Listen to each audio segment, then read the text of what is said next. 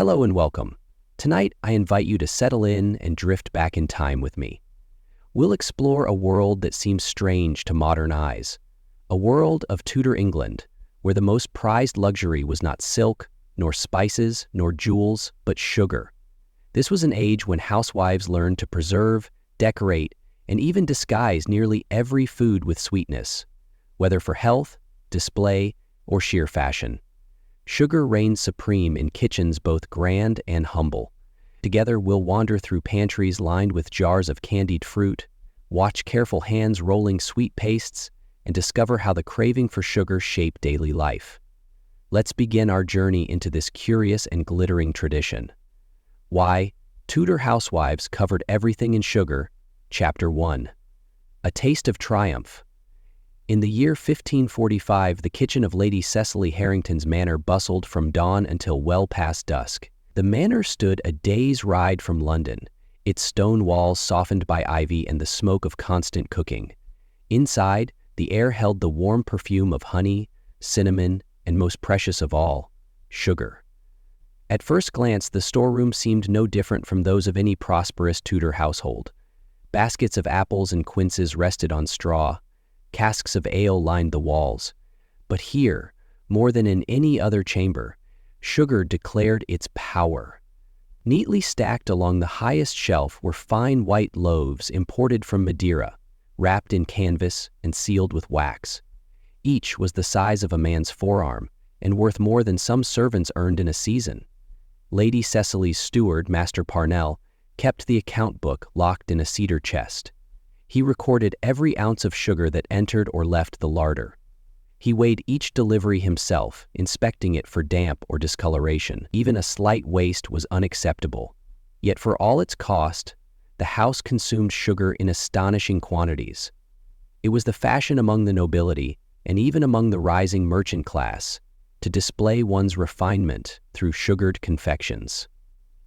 The Tudors believed sugar was not only a luxury, but a healthful substance.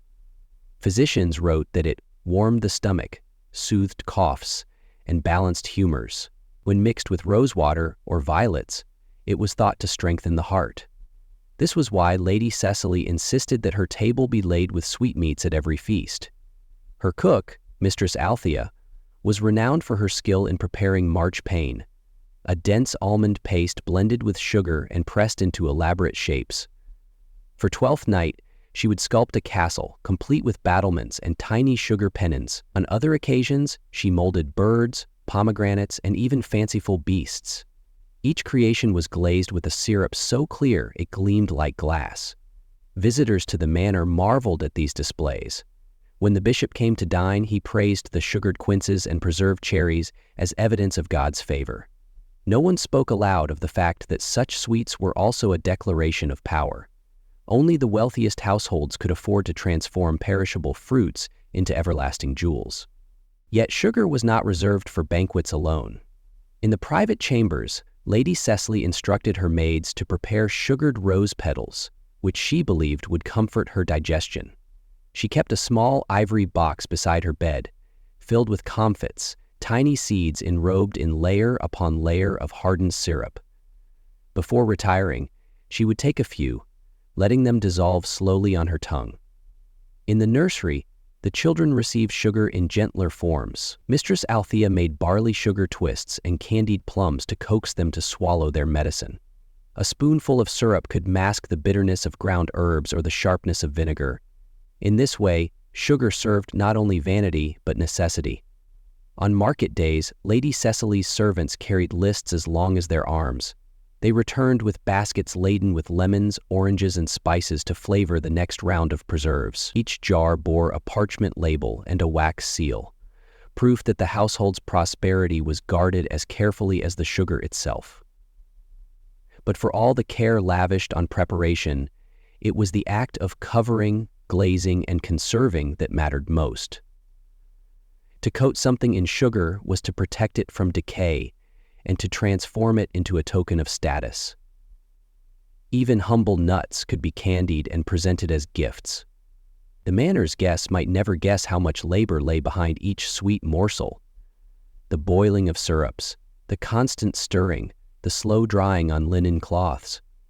The kitchen girls worked in shifts, their hands red from the heat. Mistress Althea supervised every batch, tasting and adjusting with a critical eye. When at last the jars were lined up on the shelves, the women paused to admire them. Emmett paused to admire the shelves. The women paused to admire them. The clear glass revealed treasures: golden apricots suspended in syrup, pale rose petals curled like tiny scrolls, cherries glowing like garnets. These were not merely preserves, but triumphs of discipline, skill, and wealth. As winter deepened and the days shortened, the manor's larders grew full. Lady Cecily felt a quiet satisfaction in knowing that, come Christmas or Lent, she could summon forth a feast from the jars alone. In an age when famine and disease always lurked near the threshold, there was comfort in this abundance. And so, in the hush before dawn, the kitchen fire crackled on. The sugaring continued, jar after jar, a testament to Tudor ingenuity, and to the belief that sweetness, once rare, could be mastered by those with patience and means.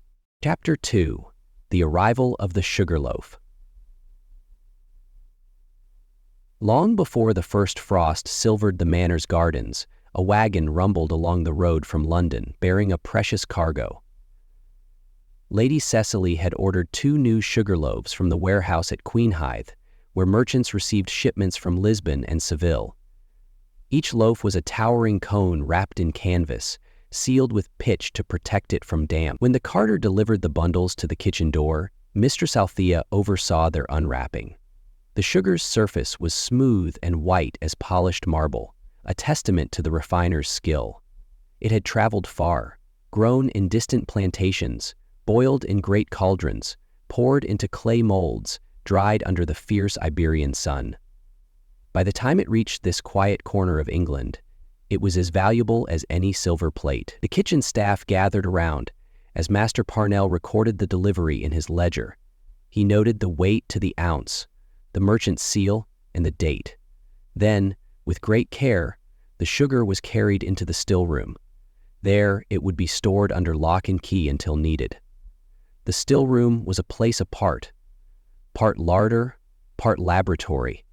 Shelves held glass bottles of rosewater, orange flower water, and vinegar. Baskets of dried herbs hung from hooks overhead: mint, sage, borage, hyssop. Along one wall stood a row of brass mortars and pestles for grinding spices and pounding almonds. A long work table gleamed in the pale light from the leaded windows. Mistress Althea treated this space as her domain. None entered without her leave. It was here she taught the young maids to clarify syrup, to measure spices, and to test the heat of boiling sugar by dipping in a goose quill. She believed that precision was the heart of any successful confection. Lady Cecily often visited the still room to inspect the progress of her preserves. She walked slowly among the jars and bottles, trailing a gloved finger along the labels. She asked about the condition of the latest batch of quince paste, about whether the new sugar was fine enough for marchpane. She approved or corrected without a raised voice, her authority all the firmer for its calm. Once the sugar loaves were settled in their cupboard, Mistress Althea prepared to break a portion for immediate use. This was no small task. She set the loaf upright in a wooden sugar breaker. An iron band held it steady while she struck it with a heavy hammer. Blow by blow, she cracked the hard cone into shards.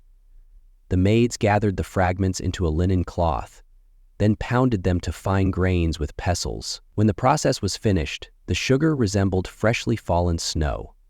It would be sifted once more before use to remove any lingering lumps. Only then could it be deemed fit for the household's recipes. To modern eyes, it seems strange that such a common substance required so much ritual. But in Tudor times, sugar was inseparable from ceremony. It announced a household sophistication. It showed that the lady of the manor had the knowledge and the resources to command luxuries from across the world. That afternoon, Mistress Althea set about preparing candied orange peel. She slit the peels into neat strips and soaked them in clear water. She boiled them until soft, drained them, and then returned them to the pot with sugar and a little rosewater. As the mixture thickened, she stirred it with a wooden spoon, the steam curling around her like incense. Beside her, one of the younger maids arranged parchment sheets for drying. Another ladled fresh water into the copper basin. The work demanded patience, for a moment's inattention could scorch the syrup or leave the peel too brittle. When at last the candied strips were lifted out, they shone like amber.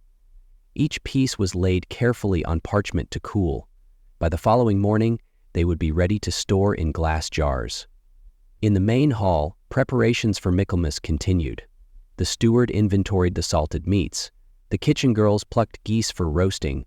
But amid all this, it was the sugared confections that drew the most admiration. Visitors would marvel at the sweetmeats and praise Lady Cecily's household as one of refinement.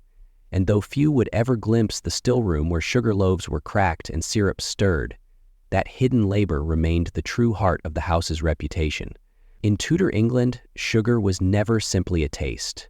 It was a symbol of power, of knowledge, of a woman's vigilance over every detail of her domain. Chapter 3. The Sugared Marchpane.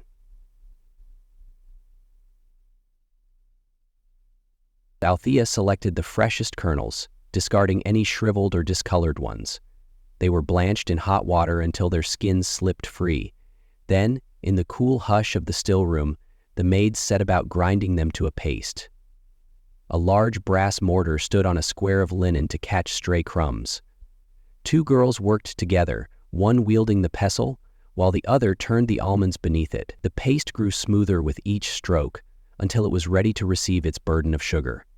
Mistress Althea measured the white grains carefully, her hand steady as she tipped them into the basin. She added a few drops of rosewater to bind the mixture, and a dash of fine flour to hold its shape. Then she began to knead, folding and pressing the pale mass with deliberate motions. When the marchpane was pliant and smooth, she rolled it out on a board dusted with sugar. The dough yielded under her hands, taking on the sheen of polished ivory. She cut it into a perfect circle with a knife, then lifted it onto a round of stiff paper. Lady Cecily arrived to supervise the shaping. She leaned over the table, her eyes bright with anticipation. "It must have a border," she said, tapping the edge of the circle. "And some device in the center. Perhaps my family's crest." Mistress Althea nodded. She pinched the edge of the marchpane into a raised rim, pressing a wooden mold against it to form a pattern of tiny acorns. In the middle, she used a small knife to inscribe a shield and the letter C. Each gesture was unhurried. In Tudor kitchens, artistry was measured in hours, not minutes. When the base was complete, it was set on a wooden peel and carried to the bakehouse. There it rested near the mouth of the oven, where the residual heat would dry it slowly without scorching. She pushed the bakehouse into the oven, where the residual heat would dry it slowly without scorching. The bakehouse smelled of rye bread and ash, of honeyed tarts and roasting meats. Among these robust scents, the delicate sweetness of the marchpane seemed almost ethereal. By evening, it was firm enough to bear a layer of icing. Mistress Althea returned it to the still room and prepared a glaze of sugar and rosewater. She beat it with a small whisk until it turned opaque and glossy. Then she poured it over the marchpane in a smooth flood, coaxing it to the edges with a spoon. Once the icing had set, she scattered a few candied fennel seeds over the crest. A final touch, a fringe of gilded bay leaves, transformed the confection into a thing of rare beauty. Lady Cecily inspected it with quiet satisfaction. "No Venetian banquet could outdo this," she murmured.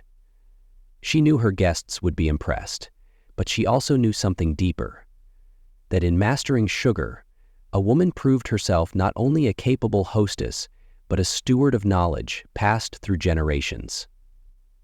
The next afternoon, the great hall filled with visitors. They marveled at the marchpane, exclaiming over its whiteness and the intricate border. A few dared to break off a morsel, tasting the sweetness that spoke of far-off groves and long voyages. Yet few considered the labor hidden beneath the surface, the pounding of almonds, the careful kneading, the patient drying and glazing. Fewer still reflected that such work was entrusted to women who, though rarely named in ledgers or chronicles, wielded skills as precise and valuable as any scribe or steward. After the feast ended and the guests drifted home, Lady Cecily lingered in the hall. She traced her finger along the missing wedge of marchpane, smiling faintly. She understood that sugar was not simply a mark of wealth. It was a testament, quiet, unspoken, of the household's discipline, resourcefulness, and pride. It was the quiet unspoken, like some sort of convert, of the household's discipline, resourcefulness, and pride. And in that understanding lay a deeper sweetness than any confection could provide. Chapter 4. The Preserving Season. As autumn deepened and the orchard trees shed their last gold, Lady Cecily's manor turned to the annual work of preserving. This was a season in itself, not a celebration, but a quiet ritual of anticipation. Fruit would not last through winter without care, and sugar was the surest tool against rot. In the still room, Mistress Althea prepared for the weeks ahead. She called for baskets of quinces, medlars, and damsons from the garden. Barrels of apples arrived from tenant farms, their skins blotched with russet, but firm and fragrant. Every piece of fruit was inspected, peeled or pared with practiced hands. The process began with quinces. Their fragrance filled the air, sweet, almost floral, but they were too astringent to eat raw.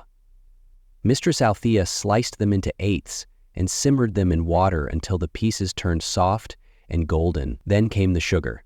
She ladled it in slowly, letting it dissolve into a thick syrup. The mixture turned a rich amber, and the slices grew translucent, like stained glass. These would become quince marmalade, poured into shallow earthen dishes and left to set. When cool, they could be cut into squares and dusted with sugar to preserve them further. They were as beautiful as they were practical, both sweetmeat and proof of the house's good order. The medlars required a different sort of patience. They had to be blended, left to soften over time until their flesh turned dark and custard-like.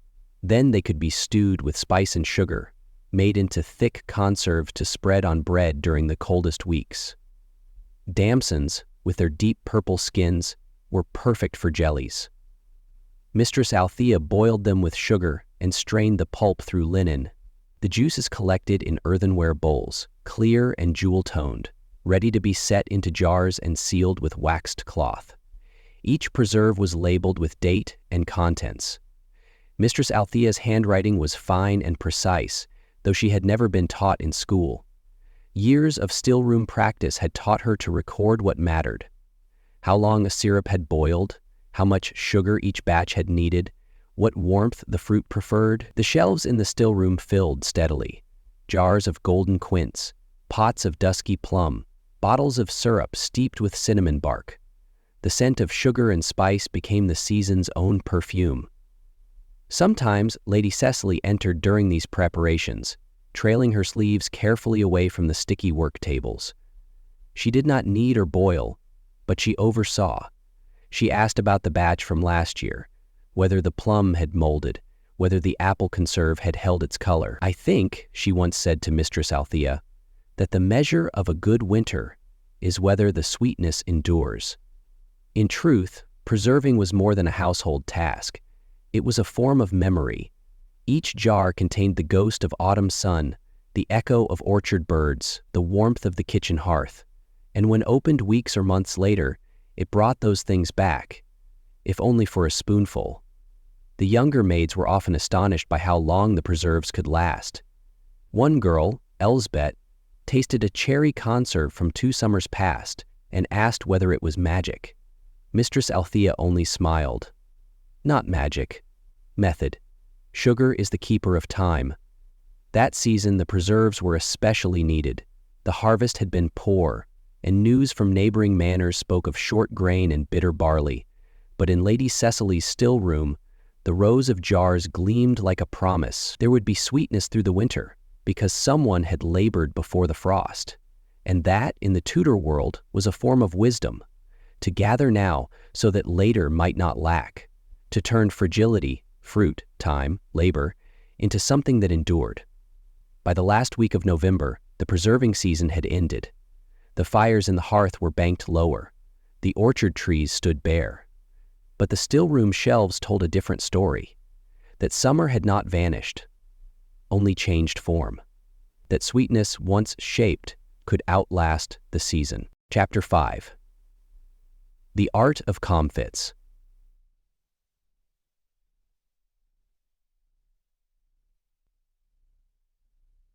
To offer them was to demonstrate one's knowledge of the latest fashions and one's command over the most precious of ingredients. In the still room, Mistress Althea prepared the comfit pan, a shallow copper basin shaped so the sugar could be turned evenly over each seed or nut. The fire beneath it was kept low, for too much heat would scorch the syrup or crack the fragile shells. The process began with fennel seeds. They were small, light, almost insubstantial, yet each would be transformed by dozens of sugar layers. First, Mistress Althea dampened the seeds lightly so the initial dusting would adhere. She sifted a small measure of sugar over them, then shook the pan in slow, steady circles. As the grains of sugar clung and dried, the seeds grew a little larger, their roughness softened. Layer by layer, the comfits took form. Each stage required patience. Once the first coating set, she sprinkled more syrup, turned the pan again, and waited for it to harden. Sometimes it took hours for a single batch to reach the perfect roundness, smooth as pearls. The process was not merely tedious, but precarious.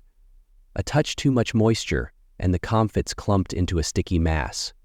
A moment of distraction, and the syrup cooled into brittle shards. The maids quickly learned that nothing about sugar could be rushed. When the fennel seeds were finished, Mistress Althea began on coriander. These were larger and easier to handle, but required the same steady motion. She taught Elspeth, the youngest maid, to keep her hands on the pan's rim and feel the temperature through the copper. "You will know it is ready," she said, "when you can smell sweetness without seeing steam." Lady Cecily visited the still room each afternoon to inspect the progress.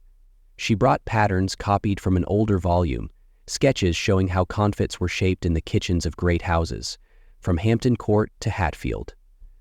"These," she said, tapping the parchment, "are what the court expects. Not lumps, jewels."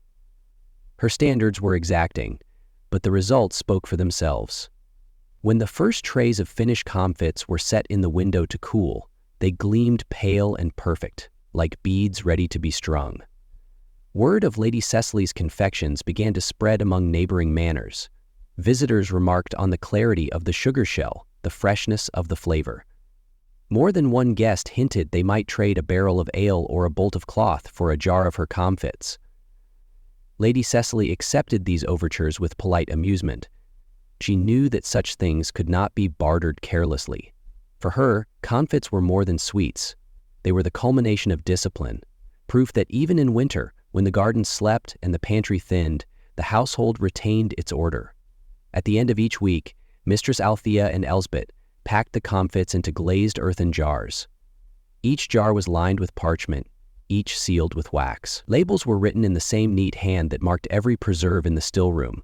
One evening, as the fire burned low, Elspeth asked why such effort was given to things that would disappear in a mouthful. Mistress Althea considered before she answered. "Because sugar does not just preserve fruit," she said quietly. "It preserves the knowledge that we can shape what we are given, however small, into something fine." By Candlemas, the comfit jars filled an entire shelf. They would be brought out in spring, when the days lengthened and guests gathered again.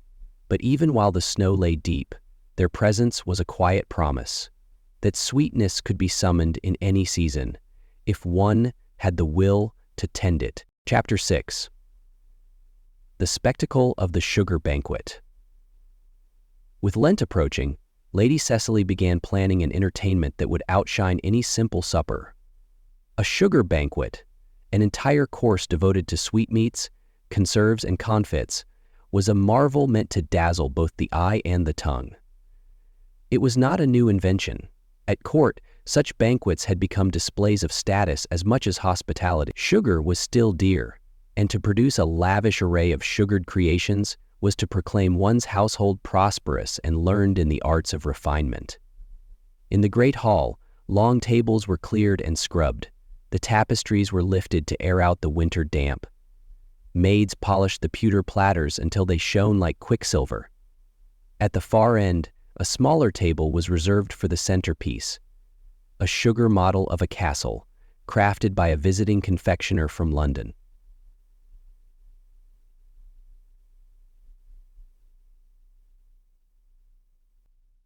The confectioner arrived with a chest of molds and tools so numerous that the servants whispered he must be a magician. For days he worked behind closed doors, melting and casting sugar into walls and towers. When he finally permitted Lady Cecily to inspect it, she gasped aloud. Each tiny turret gleamed. The drawbridge, cleverly contrived, could be lifted on threads of sugar paste rope. Mistress Althea and Elsbeth, meanwhile, assembled their own confections. Dishes of quince paste, molded into roses, plates of candied angelica and citron peel, rows of clear preserves, apricots, cherries, and green walnuts, set in fine glass vessels to catch the candlelight. The preparations continued late into the evenings. In the kitchen, the cook complained that all the hearths had been given over to sugar boiling, leaving no room to stew broth or bake bread. Lady Cecily merely smiled and reminded him that no one would remember the broth, but everyone would remember the banquet. At last, on the appointed night, the guests arrived. Men and women, cloaked against the cold, were ushered into the hall, their eyes widening as they took in the spectacle. The tables were laid with white linen and strewn with sprigs of rosemary. Along the boards, dishes glimmered in the lamplight like treasure. At the head of the hall, the sugar castle awaited. A murmur ran through the assembly as the confectioner stepped forward to lift the drawbridge and reveal a hidden compartment within. Inside lay a pile of sugared almonds, perfumed with orange flower water. A boy in a page's livery presented each guest with a handful. The first hour passed in exclamations and compliments. Gentlewomen sampled preserves with ivory-handled knives. Their husbands crunched comfits between their teeth, discussing the cost of such luxuries. Children hovered near the castle, hoping to steal a second portion of almonds. Lady Cecily moved among them, accepting praise with gracious composure. Though she would never say so aloud, she felt a quiet pride. The banquet was more than an indulgence. It was proof that her household could master not only the labors of the field and the still room, but the subtler arts of spectacle. When the guests departed, each was given a small packet of comfits tied with blue ribbon. The confectioner packed his molds and took his leave. The servants, weary but satisfied, began the long work of clearing the tables and sweeping away crumbs. In the still room, Mistress Althea replaced her jars on the shelves. Elsbeth lingered over the emptied platters, tracing the sticky remnants with a fingertip. "Was it worth it?" she asked. "So much labor for a single evening?" Mistress Althea paused, then nodded. "Sometimes," she said, "it is not the sweetness itself that matters, but the memory of it." Chapter 7. Preserving Health and Reputation. As winter stretched on, the purpose of sugar shifted subtly. No longer was it merely an adornment for feasts or a token of generosity. It became, once again, a shield against decay of both the body and the household's good name. In Tudor England, to be thought negligent in caring for one's family could stain a reputation as deeply as any scandal. A lady who allowed illness to spread unchecked, who failed to offer soothing cordials or neglected the careful washing of linens, would quickly become the subject of whispers. Lady Cecily understood this keenly. Even when the wind rattled the shutters and the smoke of the hearth clung to the rafters, she insisted that her still room be kept tidy. Shelves were scrubbed, jars relabeled, dried herbs turned to prevent mold. In those weeks, Mistress Althea's skills as a herbalist and conservator grew more valuable than ever. She prepared syrups for coughs, honey blended with vinegar and spices, then thickened with sugar until it gleamed like amber. She steeped rose petals in clarified syrup to soothe sore throats. She boiled horehound and hyssop with sugar to make lozenges against the chill. Each remedy was carefully wrapped and labeled before being carried to the sick rooms.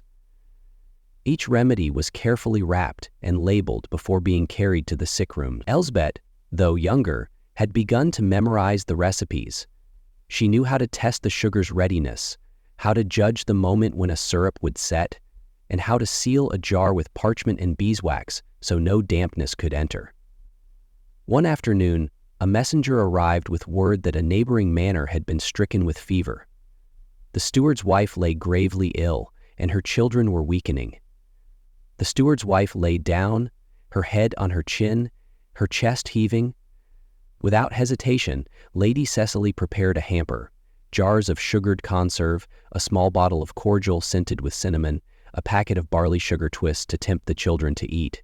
"Send it at once," she instructed the messenger, "and tell Mistress Anne that if she needs more, she must not hesitate to ask." Such gestures were not only acts of charity, they were part of a delicate economy of obligation and gratitude that bound neighboring households together. In times of hardship, a gift of sugar and spice could smooth over quarrels or earn goodwill that might prove vital when fortunes shifted. That evening, as snow began to fall, Lady Cecily sat by the hearth with Mistress Althea, reviewing the still-room accounts. She noted each jar given away and the cost of replacing its contents. "It is no small expense," she murmured, tracing a finger down the column of figures. "Oh." Resigned, she reached down and pulled up the gathering, and stared at the column of figures. "No, my lady," Mistress Althea agreed, "but neither is the expense of losing favor, or of letting sickness grow." Lady Cecily closed the ledger with a sigh. "Then we shall carry on. When spring comes, there will be time to replenish." In the kitchen, Elsbeth stirred a pot of syrup over a slow flame, the scent of lemon balm rising with the steam. She felt a quiet satisfaction in her work. Here, in the mingling of sugar and herb, she glimpsed a power that was both humble and profound. By tending to the small details, washing jars, measuring spices, boiling syrups, she and Mistress Althea helped hold the household steady against fear and rumor. Long after the snow melted, those who had received Lady Cecily's gifts would remember the sweetness that arrived in their hour of need. In Tudor England, where fortune often turned as swiftly as the weather, such memories could mean everything. Chapter 8. Sugar as Armor. By the time the frost began to lift from the windows and the crows returned to the trees beyond the orchard, the manor had grown quieter. The worst of winter was passing, but in its place came another kind of vigilance, a readiness for what the thaw might stir. Illness did not always vanish with snow. It often waited in the damp corners of spring. Lady Cecily, seated in her solar, held a letter from her cousin in London. It spoke of a new bout of sweating sickness among the crowded streets, a surge of worry over the port ships from the Low Countries, and a shortage of good sugar in the city's apothecaries. The letter ended with a familiar request. Could she spare a pot or two of her rose syrup? She penned a reply without delay. Though she rationed her stores carefully, she understood that generosity was a kind of currency. A well-sent jar of syrup or a neatly sealed packet of spiced lozenges was worth more than coin when trust and protection were at stake. Down in the still room, Mistress Althea had begun her spring inventory. She and Elsbeth moved jar by jar, wiping lids, checking for signs of damp or fermentation. Sugar preserved many things, but not everything. The key was diligence, and Althea had little patience for carelessness.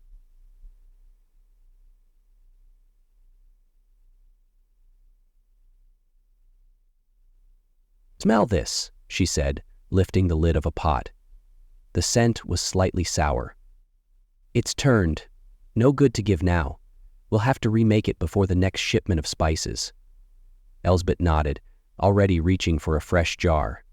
She had learned that even sweetness had its limits, that behind the glow of syrup and preserve lay a discipline of timing, heat, proportion.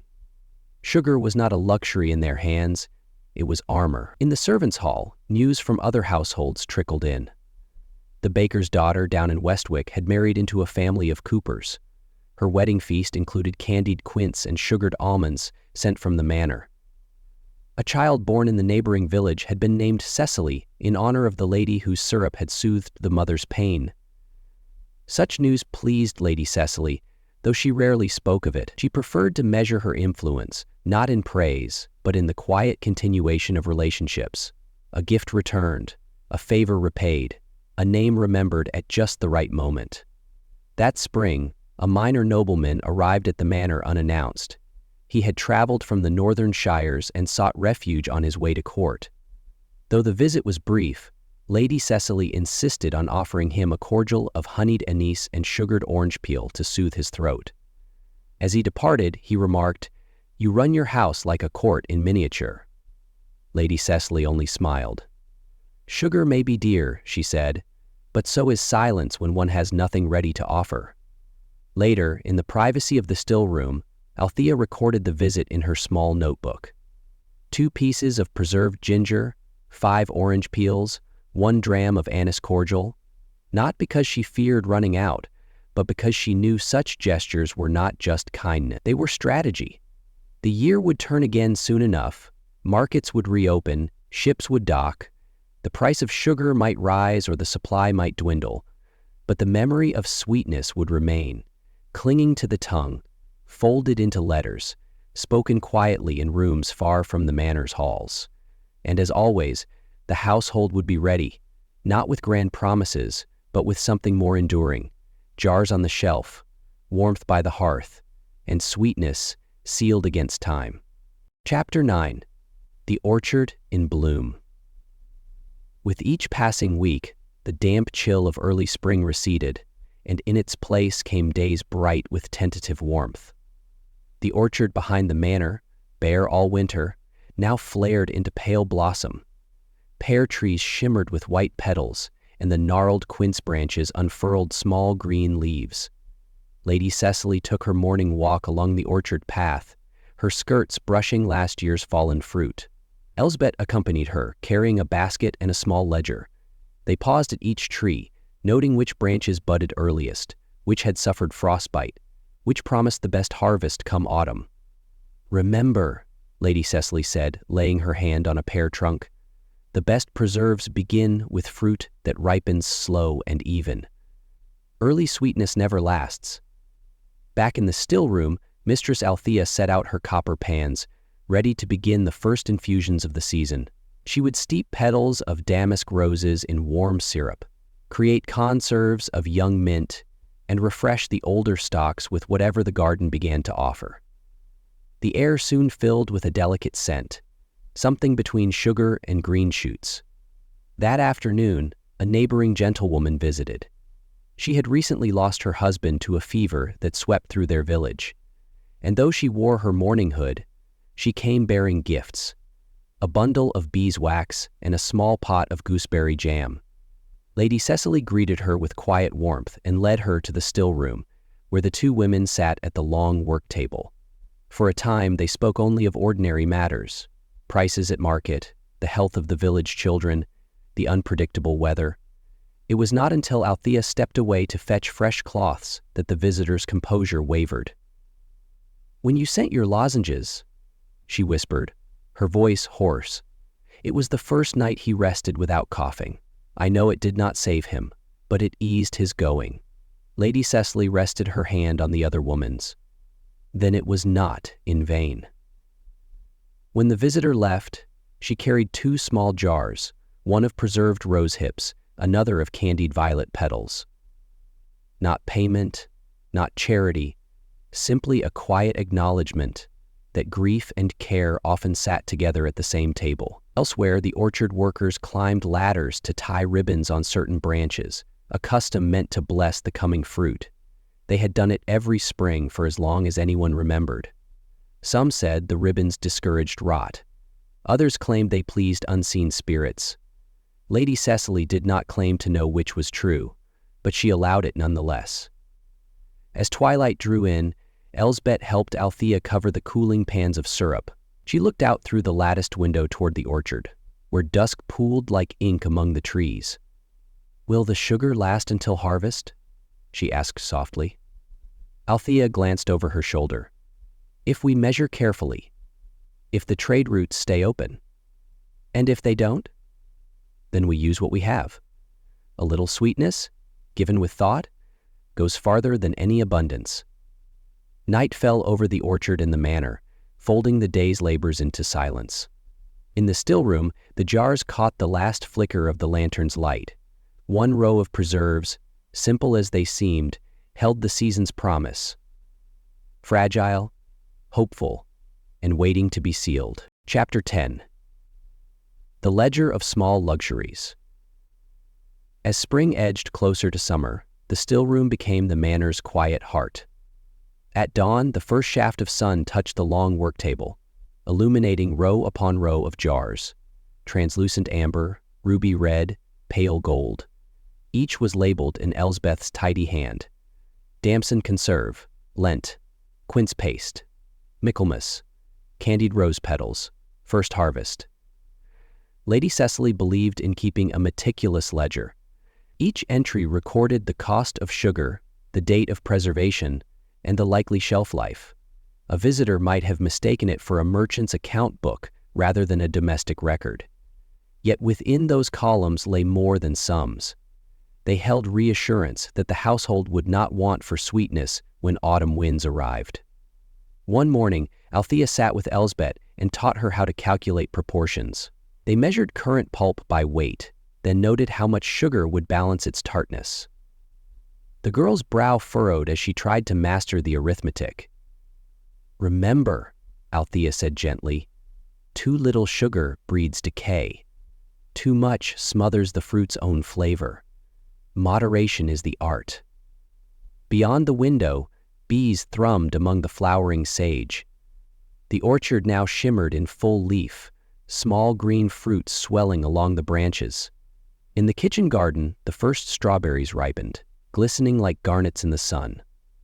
Late in the afternoon, a peddler arrived, leading a donkey laden with bolts of cloth and baskets of dried goods. Lady Cecily received him in the yard. Though she was careful with coin, she selected 2 sacks of sugar, fine white loaves wrapped in blue paper, and a length of simple linen. "You must be planning a grand feast," the peddler said, eyes bright. "No," she replied, smiling faintly. "Only the daily work of keeping things sweet." He tipped his hat and went on his way, his donkey's hooves knocking softly over the rutted track. That evening, Elsbeth carried the ledger upstairs to Lady Cecily's solar, where a tall candle flickered beside a sheaf of letters. Together, they reviewed each line, checking the stores against the entries. When they came to the jars of quince, Elsbeth hesitated. "These are nearly gone. Shall we make more?" Lady Cecily considered. "If the weather stays fair, if the fruit matures before the damp sets in. There is always some if between us and certainty." They closed the ledger and sat a moment in companionable quiet. The candle cast warm light over the worn cover, over Elsbeth's hands, still sticky with sugar from the day's labors. "You see," Lady Cecily said softly, "in times of illness or scarcity, these jars are not mere luxuries. They are a promise that even when the world turns harsh, there will be something to soften it." Outside, the orchard sighed in the summer breeze. The ledger rested between them, plain in its parchment, but rich in the hidden measure of care. She often said, "A household that never tastes sweetness breeds bitterness in the soul." It was not mere sentiment. In times when food itself could be unpredictable, sugar represented a kind of consolation no less vital for being delicate. One morning, as the air pressed warm against the walls, Althea discovered that the rose cordial in the cool pantry had begun to ferment. She stood dismayed, the faint hiss of escaping gas confirming that the batch was beyond saving. Elsbeth fetched Lady Cecily, who came at once, skirts lifted to keep them from the sticky floor. Together they unsealed the jars, the sour scent curling up like a reproach. For a moment, no one spoke. Then Lady Cecily set aside her disappointment and instructed them to salvage what they could, rinsing the jars, boiling fresh water to scour away the taint, discarding the spoiled cordial without complaint. "See it for what it is," she told them quietly. "A lesson. Even sugar fails when neglected." By midday, the still room was in order again, every vessel scoured clean. A fresh batch of cordial simmered over the small brazier. In the quiet that followed, Althea could almost believe the failure had been a dream. That afternoon, word came that a neighbor's household had taken ill. The mistress of the neighboring hall, Mistress Branwell, had sent a message in a trembling hand, asking if any preserved lemons or sweetmeats might be shared to coax an invalid's appetite. Without hesitation, Lady Cecily packed a basket with jars of preserved pears, rose lozenges, and a small pot of spiced honey. She handed it to Althea. "Tell Mistress Branwell we wish her family restored," she said, her voice steady, "and that sweetness, even in sorrow, is no shame." Althea curtsied and set off down the rutted lane, the basket balanced carefully on her hip. The sun fell in golden sheets across the hedgerows. Bees moved among the blossoms. She felt the simple dignity of her errand, bearing comfort not in grand gestures, but in small, amber-colored gifts. When she returned in the evening, she found Lady Cecily at the still-room table, copying recipes into a neat folio for the next season. "Did she receive it?" Lady Cecily asked, without looking up. "She wept," Althea replied softly. For a moment, neither spoke. Then Lady Cecily closed her book and reached for Althea's hand. Then the labor was worth it. Outside, the first moths fluttered in the dusk. Within, the sugar lay waiting, patient, incorruptible, ready to be transformed, again and again, into solace. Chapter 12. Secrets of the Still Room. By late summer, the still room had grown into something more than a place of preservation. It was a quiet refuge, a world apart from the clang of the kitchen and the tempers of the hall. Within those walls, Lady Cecily and her women measured out a gentler order, one where care was weighed as precisely as sugar. The room itself was never entirely silent. At dawn, it creaked with the cooling of the day's last embers. By mid-morning, it pulsed with the hum of bees drawn by the smell of stewing fruit. In the hush of late afternoon, the tap of a knife against the board, or the sigh of steam escaping a kettle, felt almost like a form of prayer. Althea learned to read these sounds as surely as she read Lady Cecily's expressions.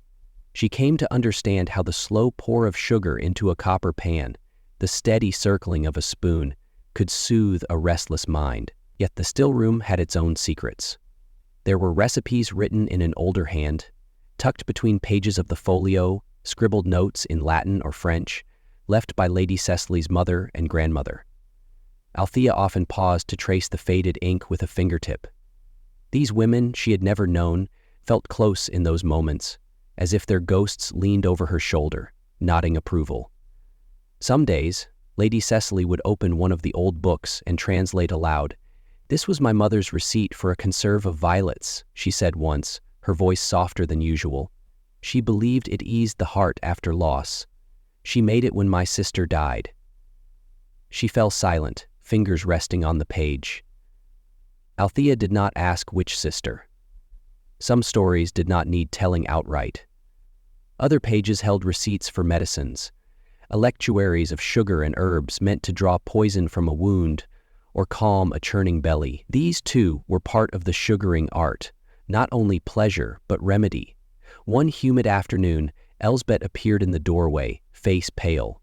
"Lady Cecily," she whispered, "my mother has the fever."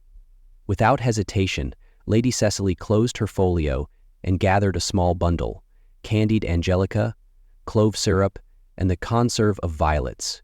She pressed it into Elsbeth's hands. "Go," she said. She said, "Stay with her. Sweeten her water with the syrup and bathe her temples with cool cloths.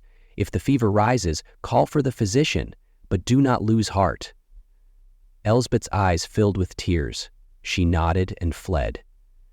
When she was gone, the still room seemed quieter than before, as if holding its breath.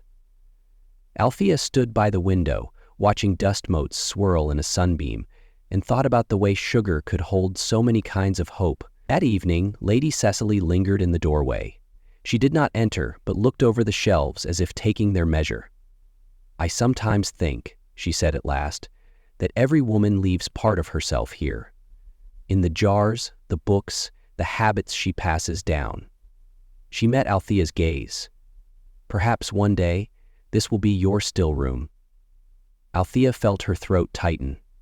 She had no reply, only the knowledge that she would remember this moment as long as she lived. In the gathering twilight, Lady Cecily turned away. The door clicked softly behind her, and the room, filled with shadows and the scent of candied peel, seemed to settle around Althea like a mantle she had not known she was ready to wear. Chapter 13. The scent of quince and clove. Autumn pressed itself into every corner of the manor. The air carried a bite that hinted at frost, and the hedgerows were tangled with the last rose hips of the year. In the still room, Althea and Lady Cecily set to work preserving the season's final fruits. Quince, so firm they needed hours of slow poaching to surrender their sweetness. Each morning, the kitchen boys hauled baskets of the knobbly golden fruit up the stairs. Their skins shone like polished wax, exhaling a fragrance both sharp and honeyed. Lady Cecily insisted that the quinces be prepared with cloves and sugar, an old recipe said to ward off winter maladies. "It is not only for flavor," she explained as they peeled and quartered the fruit. "Clove warms the blood, and quince settles the stomach. A spoonful in the cold months can mean the difference between weakness and strength." Althea believed her. She had seen neighbors too poor to keep such stores fade into frailty when the frost came. The still room, with its carefully ordered jars, was more than a chamber of indulgence. It was a fortress against hunger, sickness, and fear. They simmered the quince with sugar until it blushed deep amber. The scent was so rich it seemed to cling to their hair and clothing. At dusk, when Althea carried the finished conserve to the pantry, she caught herself smiling. She imagined the jars in January, opened to brighten a sullen meal, each spoonful recalling the sunlit orchard.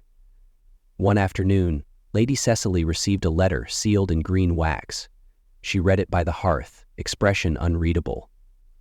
When she was done, she folded the paper into precise quarters and set it aside. "My sister writes from London," she said after a moment. "She fears plague will return before the year ends." Althea looked up from her work, heart lurching. "Will she come here?" Lady Cecily shook her head slowly. "No, she will remain, but she has asked for receipts to make sugared cordials and pastilles for her household." So they spent the next days copying recipes onto thick paper: candied fennel for digestion, rose lozenges for the breath, preserved quinces against winter fevers. Each line felt like a small spell, sent to protect those beyond their reach. Each line felt like a small spell, sent to protect those beyond their reach. The task filled the evenings, when the lamps were lit and the wind rattled the shutters. Althea's hand cramped from writing, but she found comfort in the repetition. The same careful measurements, the same instructions she had once struggled to understand, now committed to memory. When at last the copies were bundled and sealed for the courier, Lady Cecily sat back with a sigh. "Even if the plague does come," she murmured, "she will not face it empty-handed."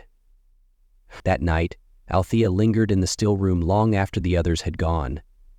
She laid her palm against the cool row of jars, feeling the quiet weight of their contents: quince, clove, sugar, hope. It was all there, waiting, But the waiting. Chapter 14. A gift for the poorhouse. November darkened the lanes, drawing evening over the village before the supper hour. The fields lay fallow and sopping with rain, and the manor's hearths burned longer each day. In the still room, Lady Cecily counted her stores by lamplight. She ran her finger along each shelf, reading the labels aloud. Pear preserves, sugared plums, candied rose petals. Althea hovered nearby, waiting to be dismissed. But Lady Cecily did not send her away. Instead, she closed the ledger and said, "Tomorrow we will make up baskets for the poorhouse." Althea blinked, startled. "For the poorhouse, my lady?" "Yes. They will have no such comforts, and winter has barely begun." The poorhouse stood at the edge of the village, a stone building as drab as a prison. Althea knew that many there were old or sick, people whose families could not keep them through the lean season. She felt a soft warmth of pride that their work in the still room would cross that threshold. At dawn, the kitchen was filled with crates and baskets. Lady Cecily chose with deliberate care jars of sugared quince, a crock of rose cordial, bundles of dried herbs for steeping in broth, and she felt a sense of wanting to do something to help. Her heart was beating so hard that she was stunted in step and stride, only to fall, the first time she had ever failed, to keep an animal living. At dawn, the kitchen was filled with crates and baskets. People hammered at the stoves to bring up a small warmth. At dawn, the first time she had ever felt the need to do something. And then, just when she thought she couldn't take it, people hammered at the stoves to bring up a small warmth. Althea wrapped each in linen, tucking in sprigs of bay or rosemary so that even in charity there would be dignity and beauty. When the cart was ready, they walked with it down the muddy lane. The kitchen boy pushed from behind while Althea steadied the bundles. Lady Cecily walked beside them, her skirts darkening with dampness. At the poorhouse door, the steward met them with a bow of surprise. "My lady, this is more than we have received all year." Lady Cecily only nodded. "It is not so much, in truth, but it may ease a few nights." Inside, the hall smelled of boiled barley and cold ash. The residents stirred from their pallets as the baskets were carried in.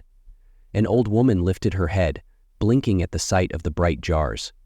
A thin boy reached shyly for the sprig of rosemary that fell from a parcel. No one spoke much, but Althea felt an invisible tension ease, just for a moment, hunger receding under the promise of sweetness. As they turned to leave, Lady Cecily laid a hand on Althea's shoulder. "Remember this," she said quietly. "Sugar is not only for the tables of the rich. It can be a mercy." The walk back to the manor was long and cold, but Althea did not mind. She kept picturing the poorhouse with its gray walls and the trestle table.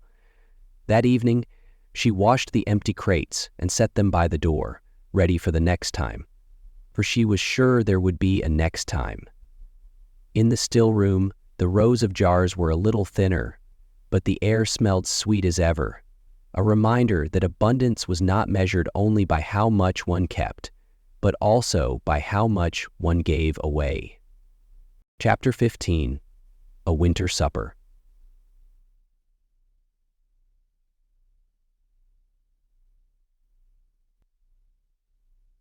Lady Cecily had decided upon a winter supper, a gathering for the tenants and stewards who kept her estate through the dark months. It was both reward and ritual, a declaration that the house prospered and all who served it would share in that fortune. In the still room, Althea was awake before dawn. She set out her trays, jars, and knives, hands steady despite the cold. She felt the solemnity of the task. Every confection must be perfect. The household depended upon it, if not for survival, then for the morale that made survival easier. Lady Cecily came down wrapped in a heavy wool mantle, her cheeks bright from the drafty corridors. She reviewed the preparations, nodding her approval. "The marchpane first," she said, tapping the ledger. "We will shape it into the Tudor rose." They worked side by side, pressing almond paste into a shallow wooden mold. When it emerged, a delicate emblem of the dynasty itself, Althea felt a pang of awe. To make such a thing with one's hands, to create a symbol both edible and enduring, was no small craft. Next came the candied orange peels. Lady Cecily dipped each strip into warm syrup, laying them in neat rows to dry. The slices glistened like amber in the firelight. In a corner, the kitchen boys arranged sugared plums in tall pyramids, fastening each fruit with a clove. By afternoon, the trestle tables were laden with dishes, roasted meats and spiced pies, trenchers piled with bread. Yet it was the sweetmeats that drew every eye. Gilded marchpane, jellies shimmering in red and pale gold, preserved cherries glinting in their crystal jars. When the tenants filed into the hall, they looked as though they had stepped from the fields, boots still dusted with frost.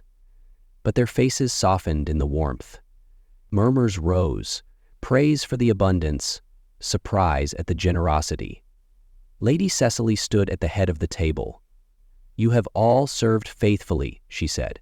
"This house stands because of your hands as much as mine." She gestured for them to sit. The stewards took places first, then the cottagers and shepherds, their children peeking over the edge of the boards. Platters were passed from hand to hand, steam curling into the rafters. Althea watched from the still-room door, heart full. This was why the work mattered, not only for status or custom, but because it forged a common bond. A table set so richly was a sign that winter could be endured, that no one need go hungry while the storeroom held provision. Long after the last trencher was scraped clean, the guests lingered, cups in hand. A fiddler began a slow tune. The children drowsed against their mother's laps, bellies round with sugared bread. At last, when the fire burned low, Lady Cecily looked to Althea and nodded. Together, they began to clear the boards. Each empty dish seemed a testament, not to depletion, but to fulfillment. Proof that generosity did not diminish the household, but enriched it. In the still room, Althea rinsed the last jar and set it back on the shelf. She paused, touching the label she herself had inked. Orange peel, October. A record of the season's labor and of the night when every sweetness was shared. Outside, the snow lay unbroken, the world hushed and white. Yet within those walls there remained warmth enough to carry them into spring, the sweetest legacy. In the centuries that followed, the customs of sugaring and preserving would evolve.